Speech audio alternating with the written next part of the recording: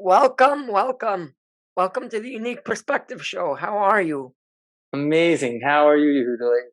I'm doing good. So let's jump right in. First of all, where are you today? I'm in Brooklyn, New York. Wow, in How Brooklyn, about Brooklyn? how about you? I'm in Kensington, actually. Okay, my hometown. Oh, no way, you grew up in Kensington? So let's jump right in. Where in Kensington did you grow up? 589 Dayhill Road, Brooklyn, Okay. New York, 11218. Two houses from Avenue F. So like Dayhill Road and Avenue F. Oh, wow. You know where that is, right? I think I do. I don't go to that part of town anymore, but Right. I think I do. Some people say that that's Borough Park, but the zip code was 11218. So I say it's Kensington. Okay. Where did you go for yeshivas in Brooklyn? Okay, so we were actually in the same yeshiva. Okay. We both went to Yeshiva of Brooklyn. Did you go to Yeshiva of Brooklyn? I did actually. And I think we both went to Tara Hadas. Oh, really? Oh my gosh. Am I giving away too much? No, you're not giving away Okay, anything. Don't good. worry. It's So all good. we went to the same schools, and I think you're on the high school chat, even though you weren't in our class, but somehow you made it onto the chat, which I don't know how you did that. So it's whatever. We were supposed to be in the same grade originally Right, in Yeshiva Brooklyn, supposedly, right, but I was left back 1 year. So then when I came to Tevedas, you were already a grade ahead of me, if I'm not right, mistaken. right. So then I ended up in your grade towards the end of high school. So that's what happened. It's a very dead chat. No one's saying anything on it. It's very quiet. To be honest, I don't even know if I'm still on it anymore. I don't even look. But yeah, so first of all, what was Yeshiva Brooklyn like when you It were was growing up in elementary school? so it was a long time ago. It was nice. We had a very nice group of boys in the class. Okay. Pretty sheevish, pretty right wing. But they were nice kids, and had a great time. Yeah, it's a long time ago. Do you keep up with any of them? A couple of guys I keep up with. I spoke to Rabbi Aram recently. Oh, Remember Rabbi wow. Aram, the principal? Yeah. But not so much. I don't know. I don't know where they are. They should reach out. If any of the element, are you keeping in touch with anybody? I don't keep in touch with anyone really. Right. Yeah, I mean, I have one very, very good friend from there that I still keep in touch with. But Okay. other than that, Do I remember his name? Do I know his name? I think you do. It's Chaim Mendel. It's Rabbi Mendel's nephew. Shlomo Oh Mendel's wow. nephew. Oh Yeah. wow. Okay. Yeah. Yeah. That's very cool. So we keep up together. It happens to be we grew up around the corner from each other. So Right. He's also Kensington. Right. Right. yeah. So Yeah. He used to play keyboard. Does he still play keyboard? no, he's actually in school now. He's in college now, going for social work or something Oh like wow. that. That's Yeah. cool. That's Yeah. cool. Yeah. But so, did you, after graduating elementary school, you had any other option besides Tevedas, or Tevedas was your Yeah, only yeah, yeah, yeah. option?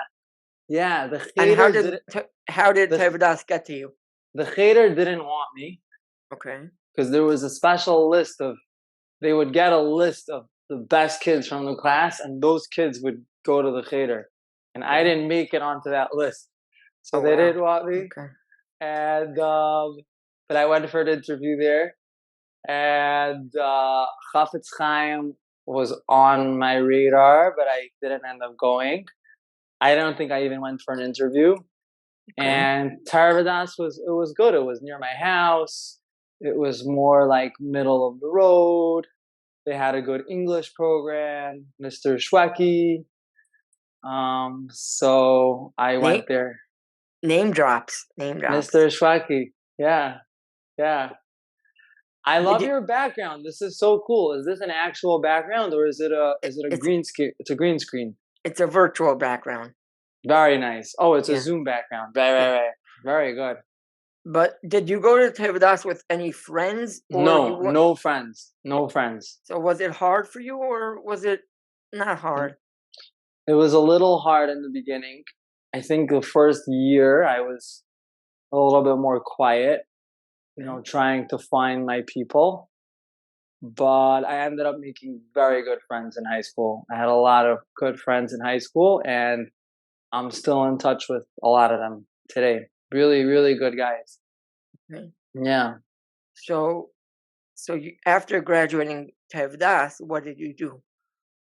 So what did I do? So there was a whole question of I wanted to go to Israel right away, Okay. and most people in my class were not doing that. They were going to other yeshivas in Lakewood and I don't know Right. upstate, and I had no interest in doing that. So Okay. I said I have to go to a yeshiva in Israel, and I ended up going to a yeshiva called Medrash, which Okay. everyone told me not to go there. So Why? I had to go. Why would It, people tell you not to go there? it had a reputation for everyone doing whatever they wanted, which Okay. which was but I knew about it already because I was in a camp. I was in a camp in Israel called Camp MS, Okay. and the camp was connected to the yeshiva. So I saw the yeshiva already from the Right. camp, and I was like, this seems like a nice place. And I spent 3.5 years in Medrash in Oh Israel, wow. and it was really really a strong what's the word big part of my life, I'm big part of my sure it life. was. I Yeah. actually know like a bunch of guys that went to Medrash, much older than me, but whatever. Okay. Okay.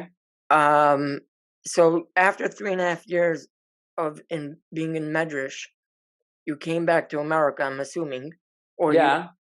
And what did you do then? So I didn't know what I would do because Okay. I wasn't so sure if I wanted to like keep going to yeshiva or just start doing other things. So for a little bit, I went to Omaha, Nebraska, which I know you're a big fan of Omaha, Okay, we'll get into and that we're soon. gonna get into that. And it was actually really cool. I remember the exact moment, what happened, and how it happened, Yeah. because I was supposed to be going to America for only for a week, and I was supposed to go back to Israel. I Okay. was gonna go in for my sister's wedding, and I remember just being in the dira, and it was like cold, and it was winter, and I'm just like, I'm done. I can't do this. I can't do this anymore. And I got a text from Ari Yeah. Dembitzer, who you interviewed. I just listened to your interview with Ari. You did a great job. Thank you. It Thank was you. so fun to hear both you guys. Um, so he had just moved there like Okay. a couple of months before, and he's like, "Come to Omaha. You'll be a teacher in the school." And I thought that the entire Omaha was like one block, with like a Right. gas station. And I was like, and I was like, should I do that? And I was like, okay, I'll do it. I'll go. Okay. And it was such a also a memorable part of my life because I went from being in yeshiva to being a teacher, and I taught in the Right. school there for I think 2.5 months, and it was Wow. just a really fun growing experience. I loved it. I had a car, had an apartment. I was Yeah. Where living did you stay in Omaha? You stayed I underneath the stayed shul? in I stayed in Ari's apartment, Okay. and he was there some of the time. In the middle he left because he went to do Wish at the Wall. Right. But along a big part of the time I was his apartment mate. Wow. And And how was that like? it was amazing. I can't tell you anything about it because it's secret, but Right. it was really good. It was really really good. Yeah, it was a really fun time. I was teaching first grade, teaching fourth grade, fifth grade, I was playing a lot of music. I had my piano there. I had my guitar there. Just spending a lot of time by myself, just walking around the nature there, just getting away from everything. It was really cool. It was really, really cool. Wow. I highly recommend that. Go away, go somewhere by yourself. It's really good. It's really fun. So after being there for, I don't know, 2.5, 3 months. It was a short time. Right. People think I still live there. Really? No way. I was only there for 2 months. No, not anymore. People used to say that to me. Yeah. So after that, you came back to New York. Yeah. And you got into the music industry. A little bit. Yeah. How did you get into the music industry? Okay, if you can go there. Sure. So I always did music. Right. So as a kid, I was doing music. I was a keyboard player. I was a one-man band, and I sang when I was a kid. I actually played at 3 bar mitzvahs in my class. So I was wow. I played for kids in my class, and I kept it up like until like high school. In the middle of high school, I kind of stopped. Also, my voice changed. I wasn't really able to sing anymore. So I took a break, but every once in a while, I would go out with my keyboard and do a gig. The first bar mitzvah I ever played, I charged $40. Wow. For the gig. It was 2006. Okay. And the mother only wanted to pay me $35, but I insisted that I deserve 40. Good for you. And she's like, "Oh, you're tough." I'm like, "Yeah, I'm very tough." And then I played a couple of more bar mitzvahs in my class. I was charging like $100, $150. Like I kept raising my prices. Okay, but that was when I was a kid. And then once I went to Israel, I was playing, but I wasn't really performing. But I really wanted it. I really wanted to do it. So when I came back to America, I started playing, and I kind of transferred from keyboard to guitar. I made that my instrument. Was that a hard adjustment, or was it it was adjustment? hard. It was hard. Well, I was already playing. I've been playing guitar since I'm 16. Okay. What was interesting was I would keep getting calls to like, "Oh, come play keyboard," and I didn't want to do them anymore. Right. I wanted to come with my guitar, and I wanted to sing as much as possible. So even in Camp Simcha, I was the keyboard player, and that was really nice. I think that's where we cross paths again after Tevidas. Yes. Whatever, we cross paths again in Camp Simcha.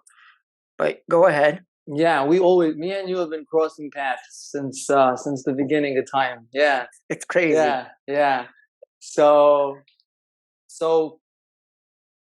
let me think what happened. So in Israel, I was focusing a lot just on playing keyboard, on playing guitar, starting to try to write my own songs a little bit. And Camp Simcha, I was lucky enough to be the musician and play every day. We had a great band. Chani Sobelman let me into the band. He was there the first year. He played drums. Right. Then he left, and I brought new people. Baruch Schwartz, Yossi the drummer, Ezzy Spinner. All these guys are still in the music industry, which is really cool. And it was really fun because we would play every day by lunch, and Ari would sing and jump up and down on stage. It's the thing I love the most is playing music and playing for people, playing in front of people. And I'm still doing it. And it's great. It's really great. It's really good because first of all, you have, I don't know how you got into your specific genre of music. If you can touch on that a little bit, how you got in touch with that specific genre. Sure. So, are you talking about my songs? Are you talking about the gigs that I do? Both the songs, both. Right. Both the songs and the gigs and the type of music you do. Sure. So, let's talk about that. I love being asked questions. I love podcasts. This is so fun. Like this is great. Yeah. Um, So supposedly you have your own podcast. Supposedly I have my own podcast, but it's not so active. I don't have the stamina. Like you look like you have a whole team behind you that's I have pushing you to do this. no big team, nothing. Part of a whole network, radio station. You know, I just operate out of my house. Maybe you'll come on as a guest. But so the performing, I just at some point decided, like I told you before, that like I'm gonna play guitar, I'm gonna sing, and I'm gonna start doing events. And that was about the time when like the Jewish music scene really changed a lot Right. from when like I was in high school to when I came back to America from Israel. Okay. So in those 3.5 years between 2011 and 2015, a lot changed. Right. Really, social media just started taking off in the community, probably in around then. And when I came back to America, I was shocked that there were so many wedding bands that were so good. They got much better. The songs were getting funkier and more interesting, and people just started making a lot of parties and a lot of events. When I was a kid, I don't remember ever that there was a Shava Brachos where there would be live music at the Shava Brachos. Right. Maybe me neither. Yeah, maybe it happened. Not in Kensington. It still doesn't happen. It's still not happening in Kensington. Right, but I never saw that. I didn't see people just throwing parties in their backyard and wanting to have music. I didn't see that. So I thought that you either have to like sing by bar mitzvahs and chasanas, or there's nothing else to do. Like that's the only way to do it. What I realized when I came back from Israel, when I was like 21, 22, that no, there's a lot of other events that people are making, and it's a much more chilled environment. It's not as formal. It's not a chuppah with first dance, second dance. It's just there's a lot more variety, and people are just trying to have a good time, and you can throw different music at them, and they'll really enjoy it. So I was like, oh, this is my time. So that's what I started doing. Like I started going to people's events with my guitar and my speakers and singing, and it was just so much more fun than I thought. I thought like, oh, you have to be a wedding singer, and I wasn't sure that I'm going to go in that direction. And this is just way more enjoyable. So that's basically what happened. And then with my own music, I love music. I want to write my own songs. And in the past year, really since 2022, beginning of 2022, I kind of got serious about it, and I found a very good collaborator that helps me produce the songs, and just churning them out, as quickly as I can. Right. Wow. Who's that collaborator? Collaborator is Rafi Baritas. Okay. Very talented guy. Operates out of Flatbush. He's very young. He's like 20. He's 20 years old. Right. So I think I saw about him. Yeah. He wasn't around. He wasn't around. Right. And he's really, really talented as a producer, as a songwriter as well. He works on a lot of other people's projects. He works on big music videos, and he's a good friend of mine. Okay. So I think that's very important to anyone who's doing, creative work or music. You have to find good people to work with, Right. And preferably they should be your friends. That's even better. Yeah. For sure. So you touched up on it. I wasn't going to bring it up, but you brought it up. Social media and the music industry. What do you think those two get together? How did they get together, and what do you think about it? I hate it. Wow. I hate it, but I love it. You know, Okay. I hate it, but I love it. I am not very consistent with my social media. Right. So I don't have a huge Instagram following. Um, and my WhatsApp stories, statuses are watched by a couple of hundred people, but I'm not, Wow. I'm not, people have 1,000 views on their WhatsApp. I don't do that.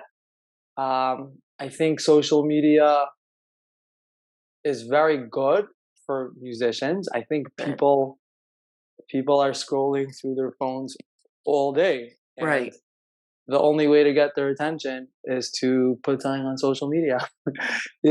And it's very easy to make something look good on social media. Right. So what do I But there's think about? but there's Yeah, also cons to it because absolutely. there's cons Yeah, to it, right? I'm sure there are cons there are to a it. lot of cons. Um I think you end up living your life to look, not, I mean, not you, everyone's different, but I think Right. there's a danger of posting too much of your life on social media, Okay. and starting to make your life almost tailored to what's going to look good on social media, Right. and you start doing things that people want. Like, you're very connected to, what do my followers want to see? Right. Let me serve my followers. And I think as a musician or as an artist or as anybody who has something to say, it's dangerous to care so much about what people want to hear from you. Right. Like, obviously you need to connect with people, but I'll give you an example. I'll give you a Okay. great example. Let's say you write a song, right? Let's say you Uh-huh. post a video of yourself singing and you get 100 likes, right? Okay.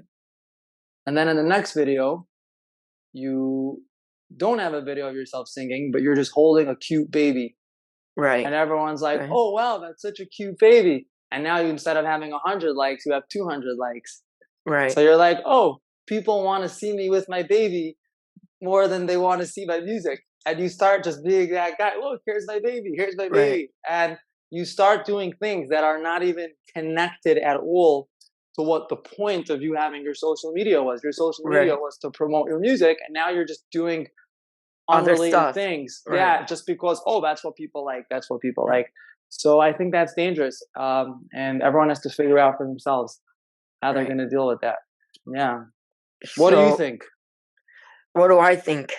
I think you're saying a very good point. Um, but yeah, I really do. I think also it's a big problem because you, you want to show them the proper side of you, but also you don't want to show them the other side of you, which is I think a catch 22, and it's not so healthy sometimes. Sure, sure, sure. So, Yeah. um, but yeah, now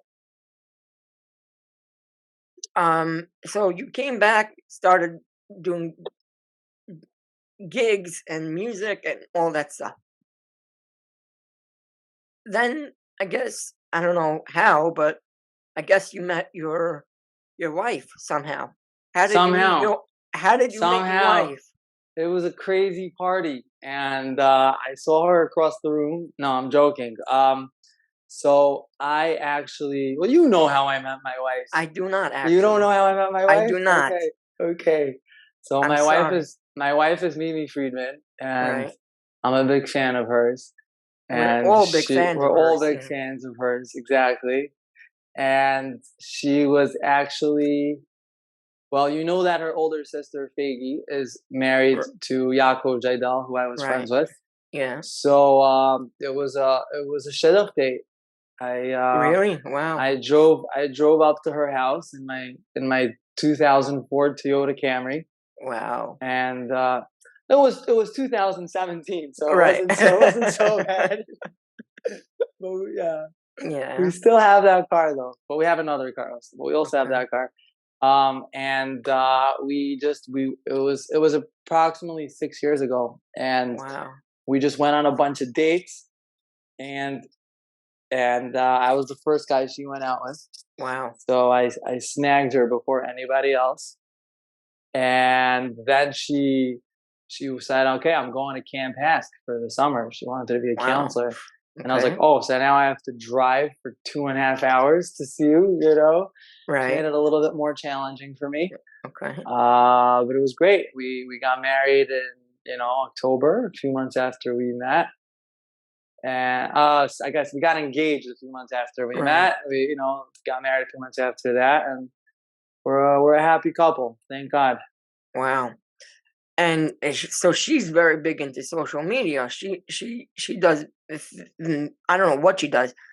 All I see She all day is she's doing film after film after Yeah, film. yeah. So She's very she's big she into social media. she's a big celebrity. She acted in 4 Mali movies. I don't know if you Oh know what wow. that is. It's a movie for Hasidish. It's a Hasidish Okay. movie, but it's in English, and a lot of from women and girls have watched it. Okay. I actually interviewed Malky Weingarten on my Oh wow. podcast, and that's the woman who makes all those movies. And I Okay. recommend that if you're interested in that, you could watch that podcast. Um, Okay. it was just a thought that I had. I was like, well, let me interview Malky Weingarten because I didn't see a lot of interviews with her. Right. You should bring her onto your podcast. She's very interesting. Look her Mirz up. Hashem. Mirz Look Hashem. in One day Mirz Hashem. Look into her first if you're I curious will. about her, Yeah. because this is a Hasidish lady who makes kosher entertainment for women and girls, and she has a Okay. big following. A lot of people really love what she Right. does. So Mimi acted in all those movies. She was the lead Wow. role, and she from that went on to work in film, and she has her own company now. She just directed directed and produced the last video for Thank You Hashem with Shane Dylan Tellis. Oh wow. Um, I, That's a nice that music that was a video. nice music video, right? So Yeah. she directed that. I thought of the location. I don't even He's know like, where the location is. it's on a rooftop, yeah. But I was like, oh, why don't you go there? Yeah, yeah. Okay. And she's doing a lot of video work. She works on the Malky show with Malky Knuffler. I don't know how plugged in you are in Jewish Yeah. women's entertainment. She shot a bunch of music videos for other artists. She Right. shot my music video So I asking was for a gonna bring that friend. up. She brought up. She shot your own music video. How Absolutely. did that feel? That your wife is shooting your own music video It that you're felt producing? it felt like the most natural thing in the world. I wouldn't want it any other way. She's Wow. so talented, and um, basically I had the song asking for a friend, Yeah. and that came out in March 2022, Right. and I was like, okay, we gotta do a music video. And I just totally gave it to her. Like, here, just tell me what to do. I'll just show up. And she she did the whole thing. She Wow. directed it. She hired Mati Berkowitz to be the cinematographer. I'm sure you know Mati Berkowitz. And we filmed it on our roof. Um, we had some cool actors in the video also. Yeah, We I had saw. we had Rafi, we had Zach Adler. Right. Zach Adler before he was on Mislabeled. I mean it was just great. Yeah. It was really fun. And we're gonna do more stuff. We're gonna do more videos. Oh Yeah, wow. yeah, So yeah. funny story with Mati Berkowitz. Mati Berkowitz is his mother is a Mendel from YOB. Actually, No way. his mother was my first grade teacher. Which one is she? Miss Shaney. I don't know if you had her. I don't Which think. no, no, no. But which Mandela is she? Oh, her father is Reb Yaakov Mendel from around the corner from me. Oh my gosh. I have to message Monty right after this and So hook him up about that. and now Mati Berkowitz, who recently just got married, just got hired by Thank You Hashem to do Sure. a lot of their video stuff and amazing. Yeah, yeah, Yeah. yeah. So Yeah, he's very, very, very talented. yeah. Big fan. Big fan. So so obviously you dated her and you got married, Baruch Hashem. Where did you live in the beginning? So we lived in a beautiful apartment, 149 Beach 9th Street. Okay, Far Rockaway. It's in Far Rockaway. I had a beautiful view of the ocean, Wow. which I would post on social media every day. Look at my ocean. It was such a dream. I was like, oh, I would think you would have to have a lot more money to have such a view. Right. But the rent was $1,450 a month. Wow. Which is not so much, for No. New York. What? And that was a great time. I loved it. I loved it. Yeah, yeah. A lot of good people there. Why did you decide to live in Far Rockaway first? I had a good friend who lived in that building, Baruch Schwartz. Okay. And at that point, we were gonna have a band together. Okay. With Tzvi Plow. I don't know. Do you know Tzvi Plow? I do. You do? A little bit, yeah. Yeah. As soon as I got married, we ended the band. No way. So there was no reason really to move there. But Baruch was still my friend. He's still my friend now. Right. And that's where we ended up living. Mm-hmm. And I got involved there. I started giving a lot of music lessons to the kids in the 5 towns. It's a great place. I mean, it's like the center of the world. It's awesome. Yeah. I'm sure you also had friends that lived Sure. there besides Baruch Schwartz. Yeah, we had other friends. We had a lot of Camp Simcha alumni in those buildings. Right. Yeah. Yeah. And then we had a shul. They had a shul also. Oh, really? There's a shul in the building that wasn't there in the beginning, but it's a great shul, the beach shul. Yeah, whenever I go visit, I stop by the beach shul. And it was great. It was really fun. Yeah. And then after Far Rockaway, why did you leave Far Rockaway? So we wanted a little bit of a change. Okay. Especially after COVID, the city was opening up, and Mimi and I both love live music, and we like just to really feel like we're living in New York, Right. Because Far Rockaway is a little bit more out of townish. It's like out of townish. It's like you're in the suburbs. So we thought maybe we would move to Crown Heights, but then I said I don't want to move to Crown Heights because it's mostly a Chabad place, and I'm not Chabad, even though there are people who are not Chabad who live there. Right. So we moved to Williamsburg, and guess where I daven every Shabbos? In Satmar. In Chabad. In Chabad of Williamsburg.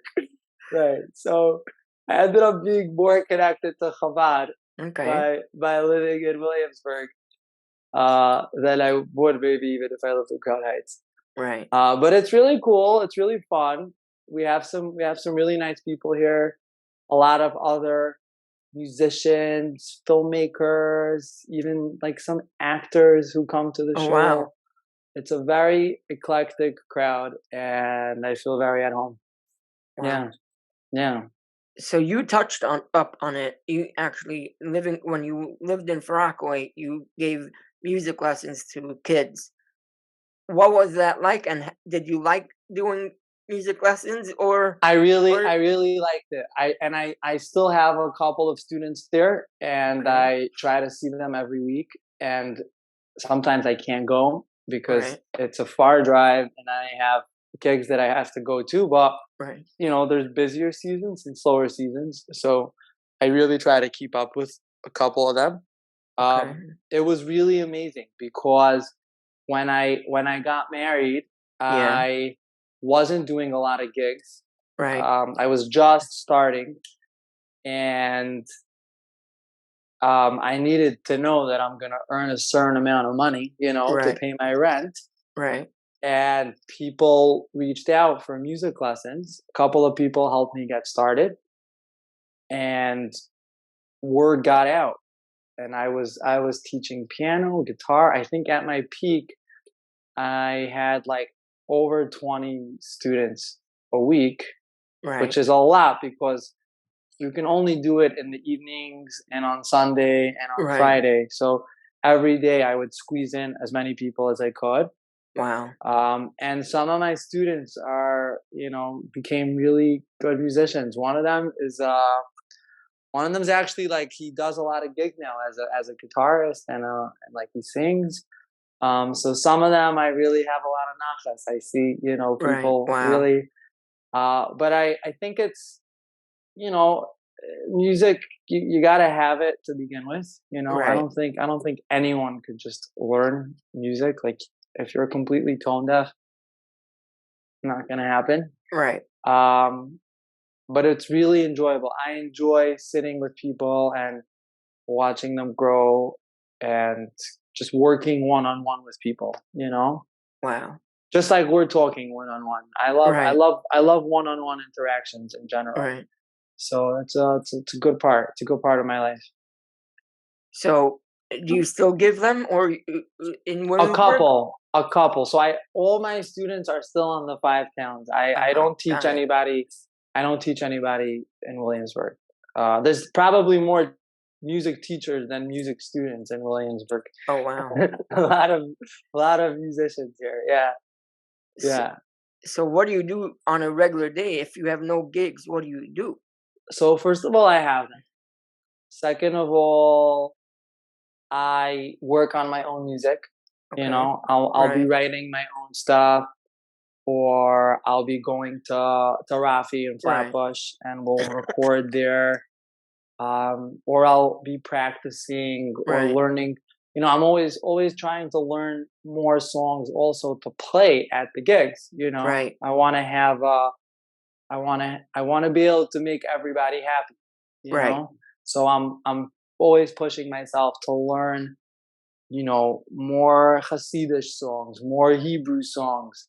Like for a long time, people wanted to hear Yishai Ribo songs. Right. Now they want to hear Akiva. They want to hear Hanan Ben Ari. Right. There's always more stuff to learn. Right. So that takes a little bit of time, So music really takes up all my productive time. Wow. Top 5 singers of all time, Jewish and secular. Okay, so Jewish. I know you're a big Billy Joel fan. So How do you know that? Because I do. I saw Billy Joel 3 times. Well, he's Jewish. Does that count? Yes. Okay.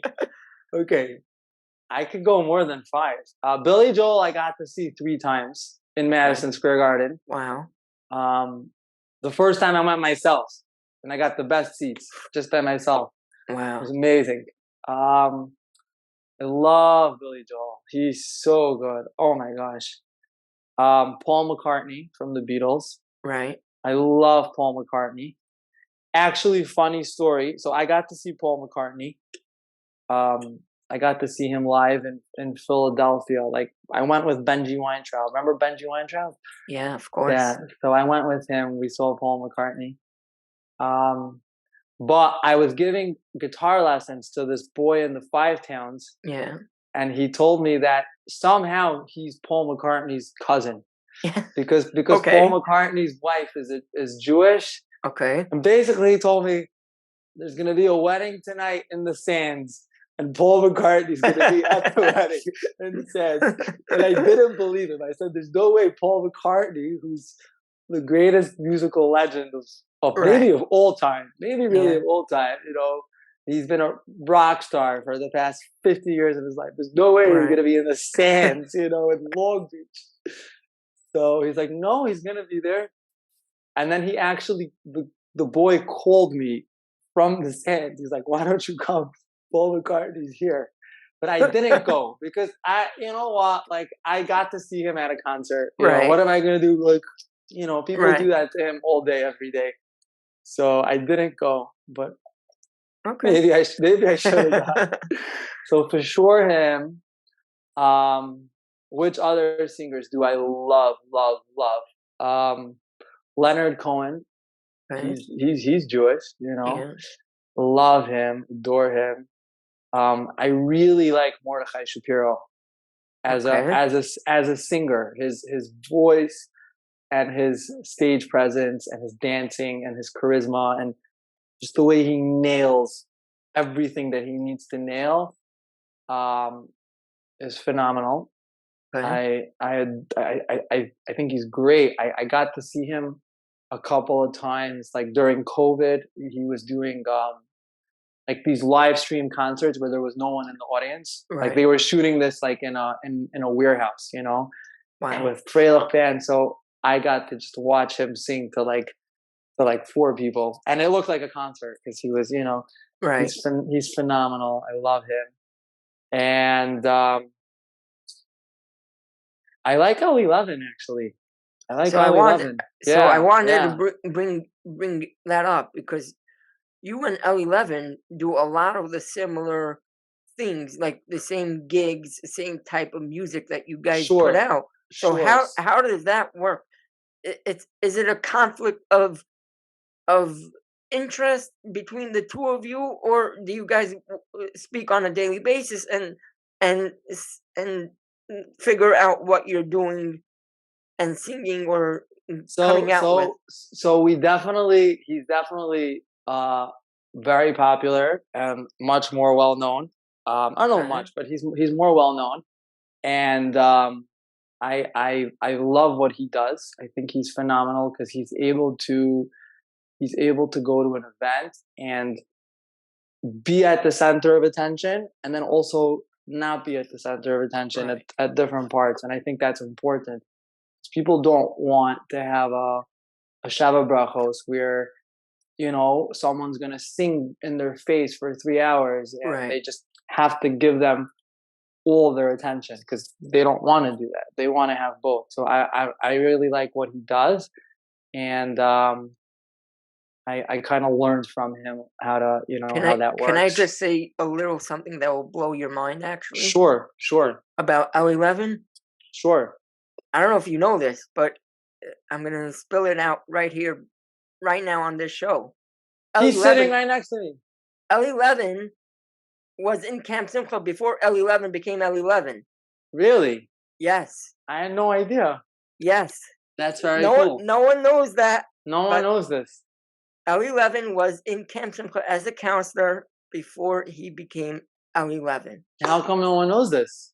I mean, they do now. Now everyone's going to know. Now everyone's going to know. Right, but I don't know if anyone knew. I don't know whoever knew this, but... What years? Tell us the years. I forgot what years. He was actually in my bunk. He was my co-bunk, so I don't remember what years he was there. Got it. Right. There. He's a little older than me, so... Right. Yeah. He's phenomenal. We definitely don't coordinate on a daily. We don't coordinate anything, but I like him a lot. He's really good. Yeah.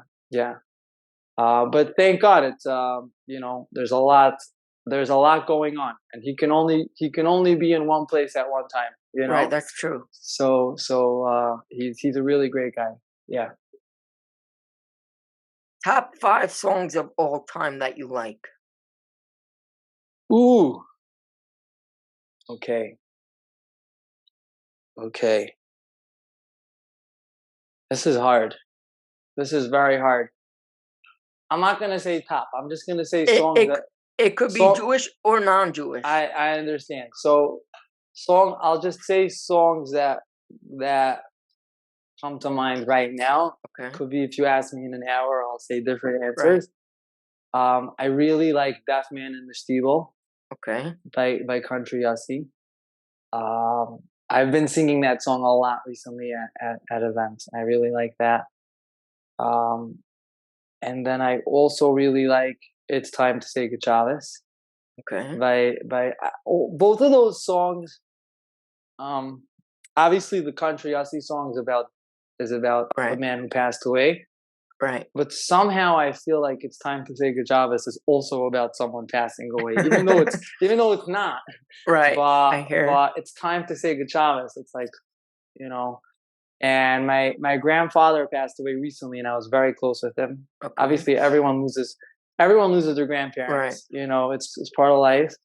But I was very close with him, And when he died, I was on my Pesach program. I was singing, Wow. and I didn't want people to know Okay. because I felt like if I tell people, Right. then they're just gonna feel bad for me, and they're not gonna enjoy the music as much, you know. Right. So I kind of kept it quiet. But I remember singing both of those songs and being Okay. like that really Wow. connect. And then non-Jewish songs. Oh, there's just too many. I can't. I have to say specifics. Are you not gonna let me get away with this? I really No. have to do this. Yeah. Oh, ah, okay. Obviously, the Beatles. The Beatles have the best music.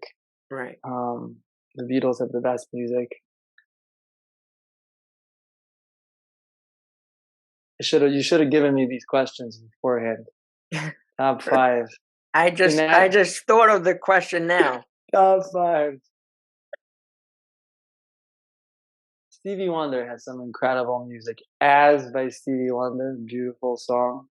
I don't know why I'm thinking of that now. Billy Joel has incredible songs. New York State of Mind with Billy Joel is beautiful. I don't know if it's my favorite, but it's beautiful. And he has a version with Barbara Streisand where he sings as a duet. It's just phenomenal. Can I tell you another crazy story? Yes. And then we'll end off. But Sure. Almost. Barbara Streisand went to YOB. She was in our class. me, you, and Barbara. Yeah. She wasn't on our class because the schools were separate, but she was on our bus. Correct. I don't think she was ever in our bus. No, because boys and girls would have us. Right, but boys and girls had the same bus at YOB. Yes. So she would have been on our bus if we were 90 years old. I think one time she went back to Ramanis Mendel to give money to the school, and she said, "Rabbi, I want to donate money." He's like, "I'm not taking it from you." Right. And that's it. He didn't take money from Barbara Streisand. Wild.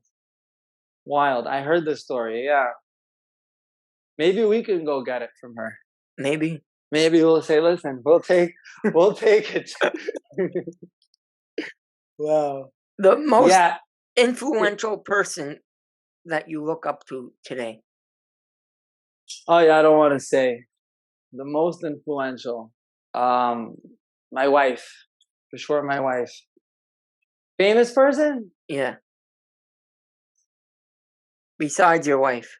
Besides my wife. My mother. My father. I look up to Ari Demeter. You had him on your podcast. He's great. He's really he's underrated. You know, he's underrated. He's well known, but he's underrated. I really look up to him a lot. Yeah. What did those 2.5-3 months do for you in Omaha, Nebraska? In Omaha, I'll tell you what it did for me. It's one thing to be learning. Okay. And even when you're learning, this is going to be controversial. Okay. Well, this is the unique perspective, right? So I could say my perspective. You're kind of working on yourself, you know. Okay. You're trying to connect.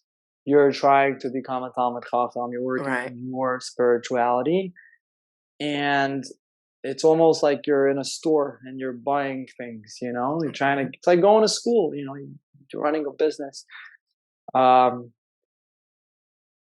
it's never enough, and you feel like you never have enough because like you learned, but then you didn't learn, and you wasted your time, and you missed Seder and you missed davening, and it's like this. I had this feeling of like I'm never good enough when I was not in my life, but like in yeshiva standards. And when I went to Omaha, it was the opposite because it was a Jewish school, but it was not. The teachers were not. Were mostly not Jewish. There was one Jewish teacher, but the curriculum she was teaching was not an Orthodox curriculum. It was from like a conservative curriculum. And I came there with my yarmulke, and I just had so much Judaism to give over, you know. I taught them Jewish songs, and I talked about the parsha, and like I had I realized at that point just how much I had to give over, you Right. know, and I had so much to share. Shabbos, I would be the chazan. In Brooklyn, there's a lot of people who know how to daven for Right. the Amud, Right. I Over I there, totally hear yeah, you.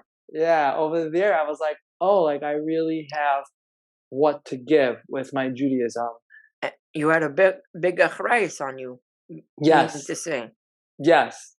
But I felt like I had what to share. Yeah, Right. yeah.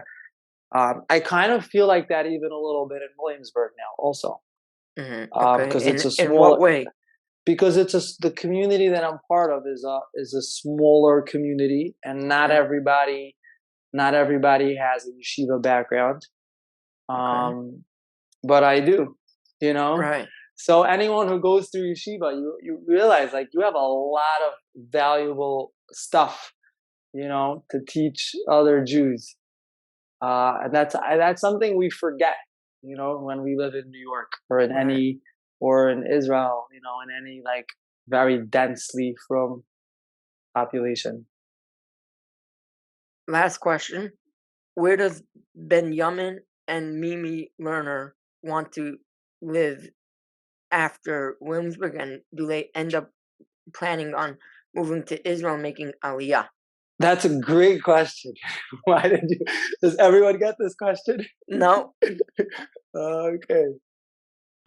Um, we are the type to do that. Definitely. We did our first together trip to Israel earlier this year, I saw that, and and it looked and we amazing. and we loved it. And there's always a chance. First of all, we're for sure going to go back to visit Right, much Mirz more Hashem. often now. Yeah. Mirz Hashem, and I think that I really enjoy doing the music that I'm doing here, Right. and I think she enjoys doing the film that she's doing here, and I don't know how that would work in Israel, Right. I and hear that's the real reason why we live in New York. Right. Do you We plan on gotta do you plan on do. moving anywhere, or do you mm, plan on I staying in New York I long I term? I hope. I mean, I don't know what the future holds, but I see us staying not in Williamsburg, but in the New York area for the Tri-state, foreseeable future. tri-state area. Tri-state, unless anything could happen. But Right. that's the Look at your. Look at your own sister-in-law. sure.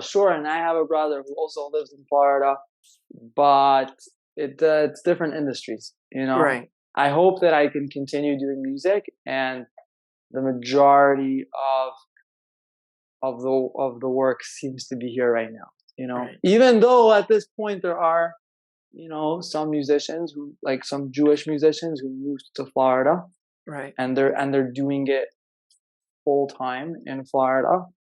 I don't love Florida at all. No. I like visiting it. I don't Right. like yeah, I don't want to live there. What's the furthest location you've gone out for a gig to? Besides About Pesach. I'm about to go to Morocco. Oh wow. When does this podcast come out? In a couple of weeks. I don't know Okay, so exactly. hopefully at that point I would have gone to Morocco, and hopefully it will have been amazing. Wow. So that's coming soon. You're going on a trip, or you're going like? No, it's a wedding. It's a Oh destination wow. wedding, and it's gonna be very quick, in and out. Yeah, I'll Wow. be there for like a day. Yeah, Wow. very excited for that. Does the Rebbitzin go along with you on these trips, She or she she had the option to go on this one, okay, and scheduling wise, it's didn't not work? it's not gonna work for her. Hmm. But she actually was given the option. Yeah, Wow. yeah, yeah. Would have been Wow. nice. Would have been I'm nice. sure it would have been Yeah, nice. yeah. Anyway, Rabbi Binyomin Lerner, thank you so much for coming on to the Unique Perspective Show. I had a great time interviewing you, and just continue keeping up the great work that you do. I really enjoyed being here. This is really, really cool. Keep it up. Keep putting these out. I'm a fan. And thank you. Thank you for having me. Thank you. All right. All right.